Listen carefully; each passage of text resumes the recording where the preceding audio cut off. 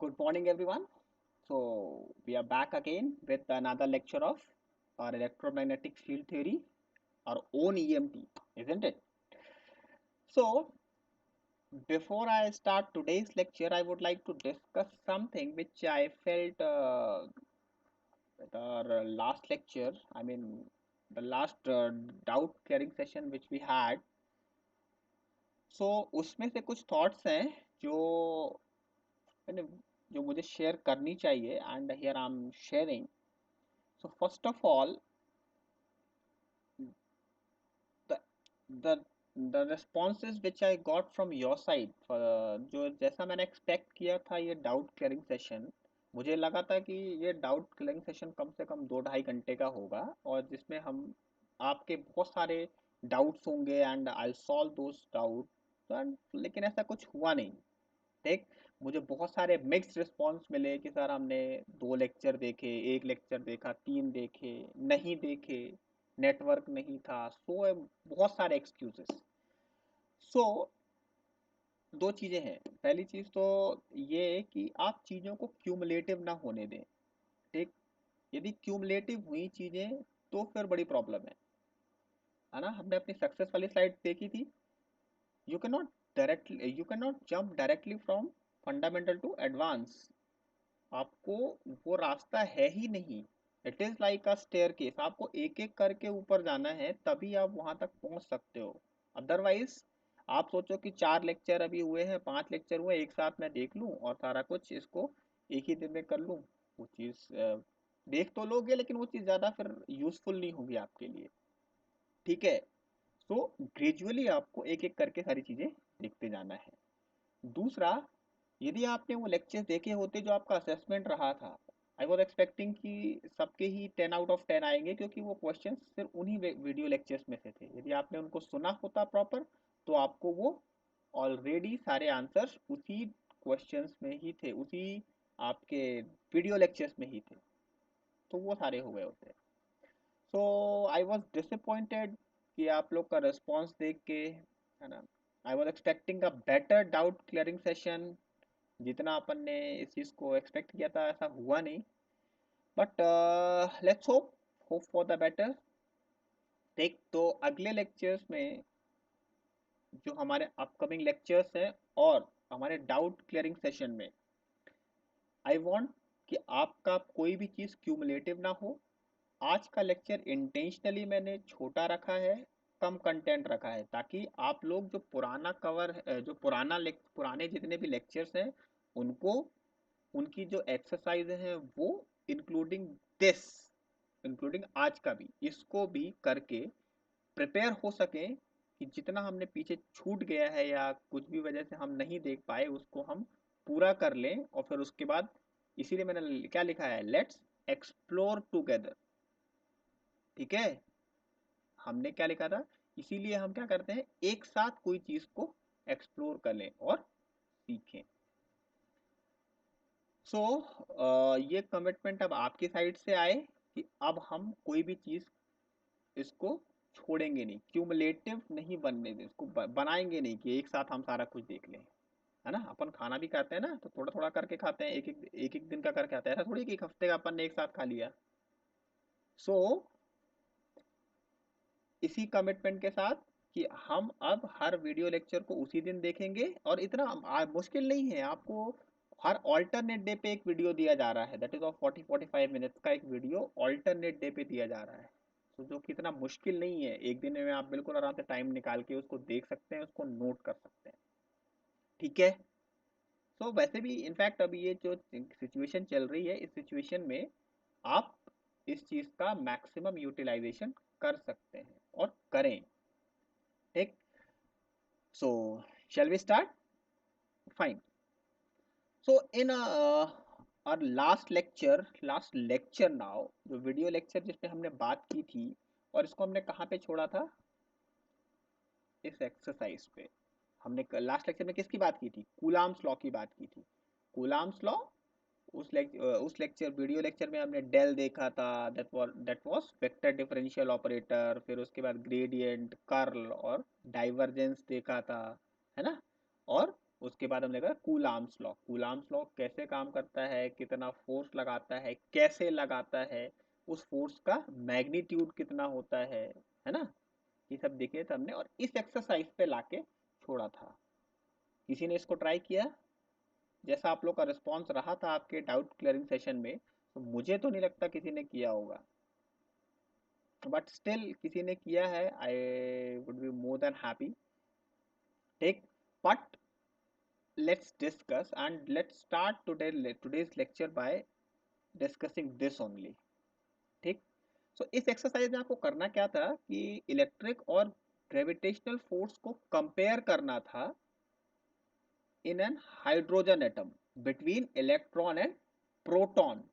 ठीक है, क्या करना था, उस इलेक्ट हाइड्रोजन एटम में जो एक इलेक्ट्रॉन और एक प्रोटॉन होते हैं ना, पीरियोडिक नंबर हाइड्रोजन में कितना होता है, 1। मतलब एक इलेक्ट्रॉन और एक प्रोटॉन, इसके बीच में कितना इलेक्ट्रिक फोर्स लग रहा है और कितना ग्रेविटेशनल फोर्स लग रहा है, उसका कंपेयर करना था। जो लास्ट टाइम मैंने कहा था, electric force is far far far far, क्या बोलेंगे उसको, लार्जर, आई मीन बहुत ज्यादा, which is very very very large than, larger than gravitational force. तो हम इसको चेक करना था, इसके लिए मैंने आपको एक हिंट भी दिया था कि इन दोनों के बीच की डिस्टेंस अप्रोक्सीमेटली 5.3 इंटू 10⁻⁻11 मीटर होती है। आपको इलेक्ट्रॉन प्रोटॉन के चार्जेस पता है, उनका वेट पता है, उनका मतलब मास, जिसमें मास भी पता है उनका। ठीक है, तो उसके थ्रू आप एक ग्रेविटेशनल, आपने मैकेनिक्स के थ्रू आप क्या निकाल सकते हैं, उनके बीच में ग्रेविटेशनल फोर्स कितना लग रहा है, और कूलाम लॉ जो लास्ट टाइम मैंने दिया था आप लोग को, उस कूलाम लॉ के थ्रू आप क्या निकाल सकते हैं, इलेक्ट्रिक फोर्स निकाल सकते हैं, है ना। So here I am giving you the results. ये हैं आपके रिजल्ट। जो इलेक्ट्रिक फोर्स होता है एक प्रोटॉन और एक इलेक्ट्रॉन के बीच में, it is of 8.1 into 10⁻⁻8 Newton. ठीक है, इसको निकालिएगा आप, 1/4πε0 into Q1 Q2 upon R²। यही था आपका फॉर्मूला। आपको Q1 Q2 पता है, दोनों दोनों के चार्जेस कैसे हैं, एग्जैक्टली सेम है, आई मीन उनका मैग्नीट्यूड सेम है, नेचर डिफरेंट है, एक पॉजिटिव एक नेगेटिव। तो ये कैसे होंगे, ये अट्रैक्शन फोर्स होगा, इसीलिए एक इलेक्ट्रॉन और एक प्रोटॉन दोनों एक दूसरे से अट्रैक्टेड हैं, इजंट इट। और ये बड़ी केमिस्ट्री है, इसीलिए उस इलेक्ट्रॉन को हाइड्रोजन एटम से निकालना बहुत बहुत बहुत टफ है। कितना फोर्स चाहिए, इसलिए हमेशा वो आप, I am not going in chemistry कि आप फिर वो covalent bond and all, that is fine, उस पर अपन नहीं जा रहे। ग्रेविटेशनल फोर्स ये कितना जाता है, ग्रेविटेशनल फोर्स आप निकालेंगे अपनी मैकेनिक्स वाले वही फॉर्मूले से, G capital G m1 m2 upon of course R²। तो दोनों में R यूज होनी है, ठीक है, डिस्टेंस इसीलिए मैंने दे दी थी। 3.7 ये हो जाएगी आपकी ग्रेविटेशनल फोर्स कितना, 3.7 इंटू 10⁻⁻47 न्यूटन। ये हुआ इन दोनों के बीच में ग्रेविटेशन। एक में चार्ज होगा, एक में मास होगा, जिसके थ्रू आप निकालोगे। ठीक है, तो अब यहाँ से आप देख सकते हैं इन रिजल्ट से, यहाँ पे मैंने रिजल्ट दिया है, प्रोसेस आपको करनी है अभी भी। ठीक है, जो आपके रिजल्ट्स आपके सामने हैं वो ये बताते हैं कि जो एफ ई है, that means force due to electron, electric force जो है, ये इलेक्ट्रिकल फोर्स कितना है, it is very very very greater than F G gravitational force. कितना, it is 10⁻39 times, that means crores of crores of crores of crores of crores of crores of crores time. सोचिए, suppose मेरे पास 1 रुपए है and you are having 1 crore times more money than me, that means आपके पास 1 करोड़ रुपया हुआ। मैंने क्या कहा, it is crores of crores of crores of crores of crores of crore time, 6 times को। सोचिए कितना ज्यादा पावरफुल है ये फोर्स। ठीक, इसीलिए मैंने एग्जांपल दिया था कि आप और आपके फ्रेंड 1% भी उसमें से चार्जेस ज्यादा है, इलेक्ट्रॉन या प्रोटॉन, तो इतना आप दोनों के बीच में फोर्स लग रहा है कि उस फोर्स के मैग्नीट्यूड से आप पूरी की पूरी अर्थ को उठा सकते हो। And that's the miracle of this. ये हमारे आसपास ही है ये सारे फोर्स। ग्रेविटेशनल फोर्स को देखना डे टू डे लाइफ में बड़ा आसान है। आप कोई भी चीज लो, आप आपके हाथ से छूटेगी वो सीधा जमीन पे जाएगी, वो due to the gravity, gravitational force. But इतना पावरफुल फोर्स होने के बाद भी हम डे टू डे लाइफ में इस चीज को, इस इलेक्ट्रिक फोर्स को नहीं देख पाते हैं, which is a binding force, and that's the miracle. ठीक है, ये चीज समझ में आई? तो इस प्रोसेस को आपको करना है। ठीक है, रिजल्ट्स मैंने दे दिए हैं, बट इसको आपको सॉल्व करना है। ठीक है, चलें। सो of course electric force is, जो आपका इलेक्ट्रिक जो फोर्स है ये, it is greater than gravitational है। ये दोनों ही फंडामेंटल फोर्स हैं। ठीक है, चलें। सो एक और चीज जो हमने पहले लेक्चर में अपने बात की थी, किसकी? ये पिक्चर्स की। ठीक, न्यूटन की पिक्चर्स, देन फैराडे की पिक्चर्स, चीजों को वो कैसे देखते थे। ठीक, न्यूटन ने, उन्होंने ये कहा कि दो ऑब्जेक्ट हैं। ठीक है, आज हम एक नया कॉन्सेप्ट देखने वाले हैं, and that is of field का। ठीक है, फील्ड का कॉन्सेप्ट ये बड़ा पिक्यूलियर सा कॉन्सेप्ट, ये आया कहां से? ठीक, तो इसके बारे में जो पहले न्यूटन की थ्योरीज थी, और न्यूटन ने कहा कि सपोज ये दो पार्टिकल हैं, और ये दो पार्टिकल एक दूसरे पर डायरेक्टली फोर्स लगाते हैं, इंस्टेंटेनियस। ठीक, ये पार्टिकल इस पे फोर्स लगाएगा, ये पार्टिकल इस पे फोर्स लगाएगा। I mean you are having absolute time, absolute space for both the particle, और ये दोनों पार्टिकल एक दूसरे पर इंस्टेंटेनियसली फोर्स लगाते हैं। ठीक, particle that moves in space as time passes affected by, I mean attracted by force।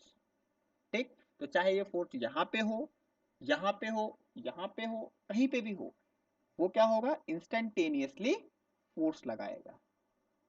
ठीक, सो जब ये फैराडे आए, ठीक, फैराडे की हमने पहले भी बात की थी। फैराडे बहुत ही इनकी कभी कोई फॉर्मल एजुकेशन नहीं हुई थी। एक बहुत ही गरीब फैमिली से थे, इनके फादर एक ब्लैक स्मिथ, एक लोहार थे। ठीक है, तो ये इनकी कोई फॉर्मल, कोई नो स्कूल्स, नो यूनिवर्सिटी, कोई ऐसी कोई फॉर्मल एजुकेशन नहीं थी। ये सेल्फ टॉट थे। ठीक है, अपने आप को खुद सिखाया था इनने, और वो किसके थ्रू? एक्सपेरिमेंट के थ्रू एक्सपेरिमेंट करते थे, और उसको विजुअलाइज करते थे चीजों को। ठीक, तो उन्होंने कहा there is a big gap in this Newton picture, एक बड़ा वॉइड है, कुछ तो है इनके बीच में। ऐसा नहीं हो सकता कि ये इंस्टेंटेनियस फोर्स इस डिस्टेंस पे भी लगे उसी टाइम पे, यहाँ पर भी वही लगे, वहां पर भी वही लगे, तो ऐसा नहीं हो सकता। ठीक, सो एक एक्सपेरिमेंट किया उन्होंने, और ऑफ कोर्स उस टाइम पे ऑर्स्टेड ने का एक्सपेरिमेंट आ चुका था, कि जिसमें एक करंट कैरिंग कंडक्टर के पास यदि आप कोई मैग्नेटिक निडल रखें तो वो डिफ्लेक्ट होती है। ठीक है, तो वो ऑर्स्टेड का आ चुका था अराउंड 1820, 1820 के आसपास ये एक्सपेरिमेंट आ चुका था। सो एंड फैराडे ने इस चीज को किसके फॉर्म में देखा? बाय द वे, उनका विजुअलाइजेशन इस टाइप का होता था। अपने एक्सपेरिमेंट को देखा, और उन्होंने इस चीज को विजुअलाइज करके एक थ्योरी देते थे।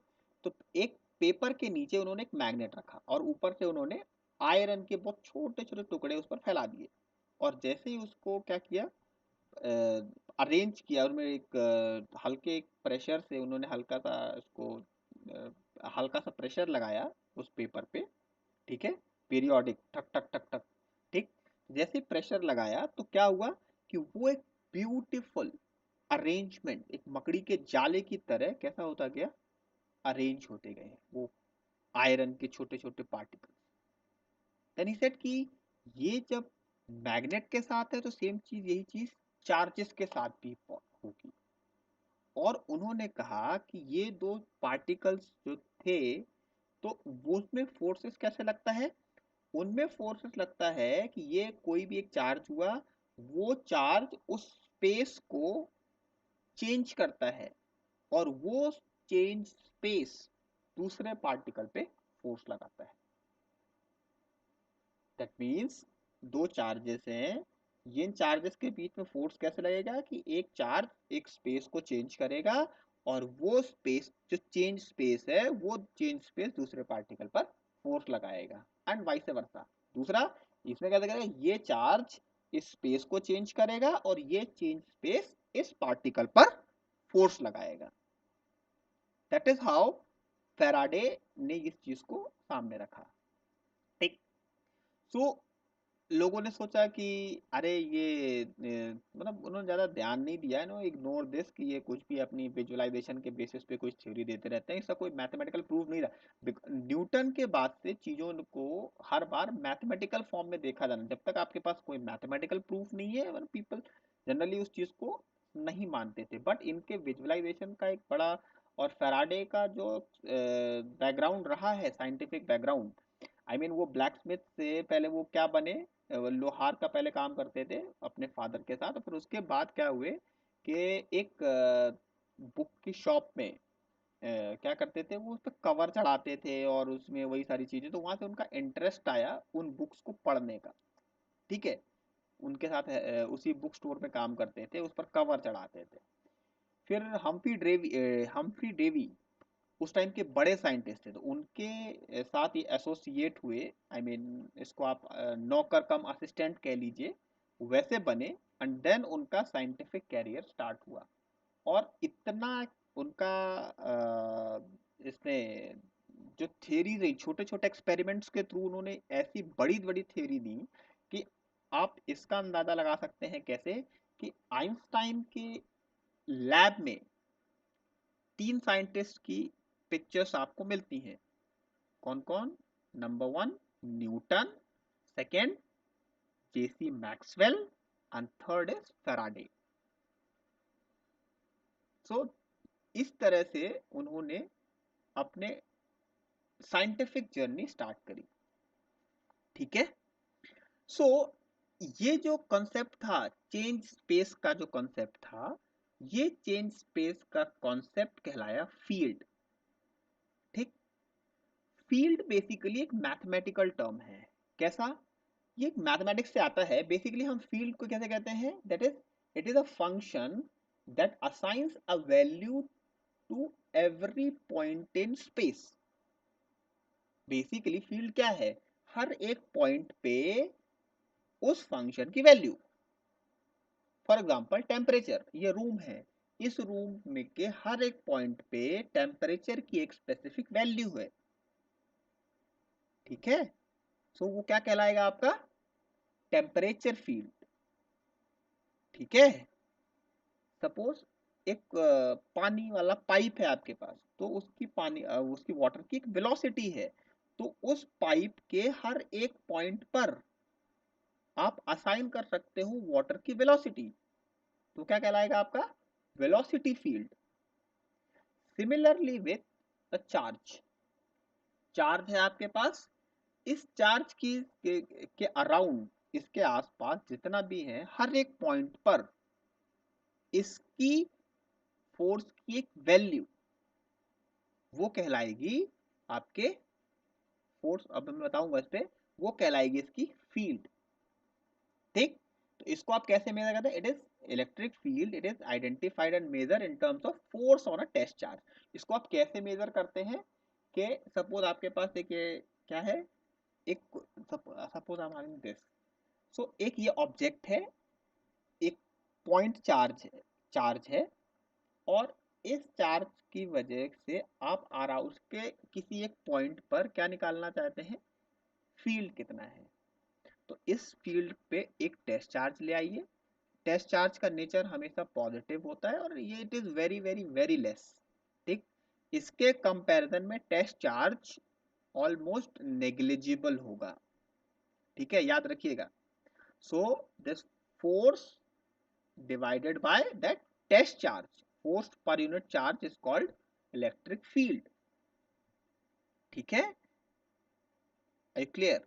इट्स अ वेक्टर क्वांटिटी, जैसे कि फोर्स वेक्टर क्वांटिटी है, तो उसी के लिए हम उसमें निकाल रहे हैं उस पॉइंट पे हम निकाल रहे हैं force per unit that test charge, तो वो कितना हो जाएगा आपका, वो भी आपका एक वेक्टर क्वांटिटी निकलेगी। जो ई की जो फील्ड की जो डायरेक्शन होगी उस पॉइंट पे, जिस पॉइंट पे हम निकाल रहे हैं, सो उस वो पॉइंट वो कैसी डायरेक्शन होगी, फोर्स की डायरेक्शन के अलोंग। ठीक है, सेम डायरेक्शन जो फोर्स की होगी वही उस पॉइंट पे इलेक्ट्रिक फील्ड इंटेंसिटी की डायरेक्शन होगी। ठीक, यूनिट आप निकाल सकते हैं सामने, फोर्स की unit Newton, q naught charge की unit coulomb, so F by q that means Newton per coulomb. Newton per coulomb will be the unit for electric field intensity, याद रहेगा।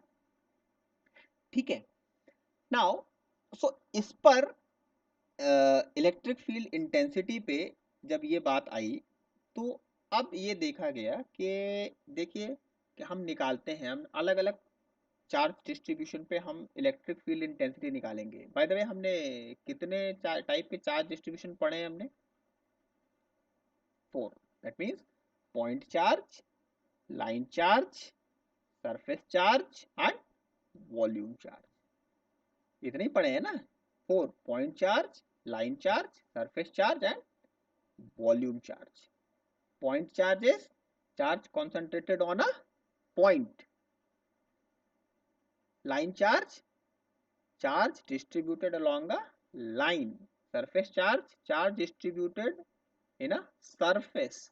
And volume charge, charge distributed in a volume.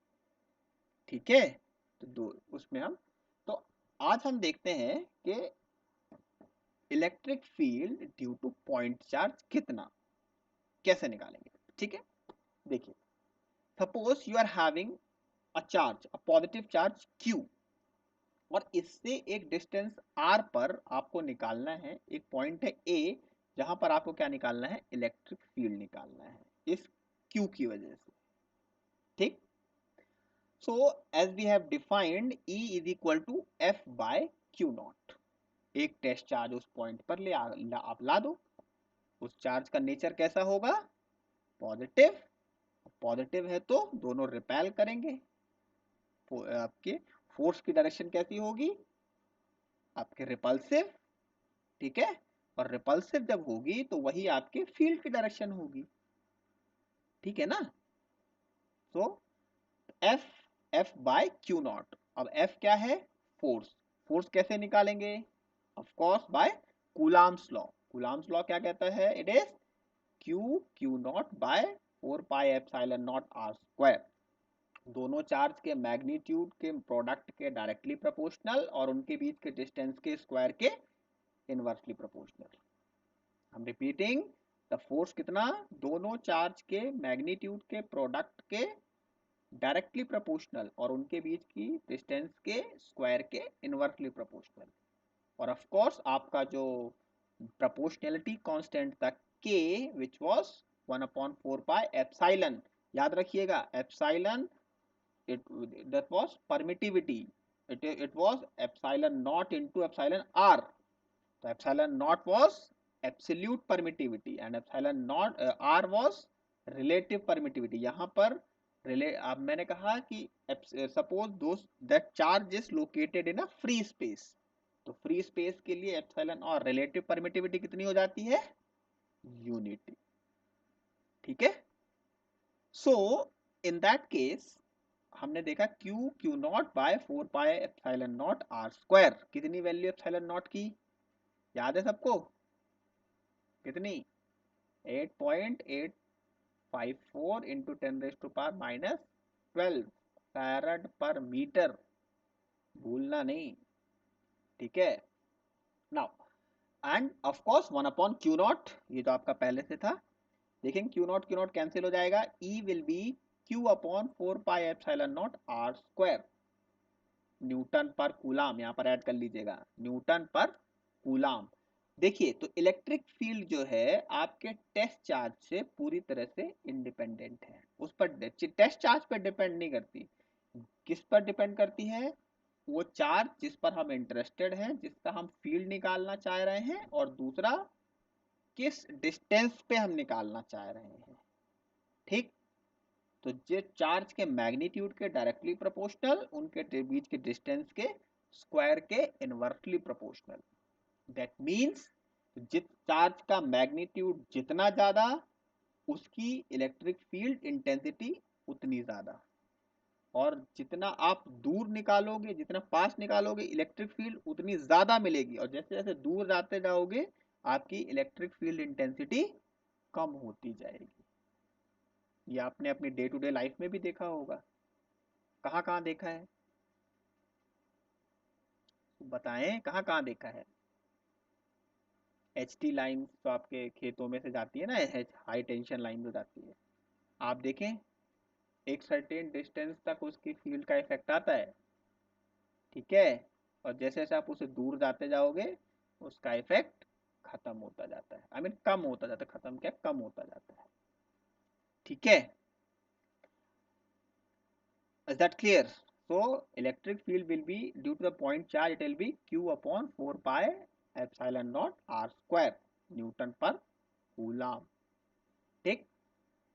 सो इसकी direction कैसी होगी, direction होगी जो charges को connect करती है, दैट मीन्स टेस्ट चार्ज और जो मेन चार्ज है उसको जो लाइन कनेक्ट करती है उस डायरेक्शन के अलोंग, ठीक। सपोज जो टेस्ट आपको जो मेन चार्ज है जिसमें जिसकी आप इलेक्ट्रिक फील्ड इंटेंसिटी निकालना चाह रहे हो वो पॉजिटिव चार्ज है, तो जो पॉइंट पर जो फील्ड होंगी वो कैसी होंगी, वो होंगी आउटवर्ड।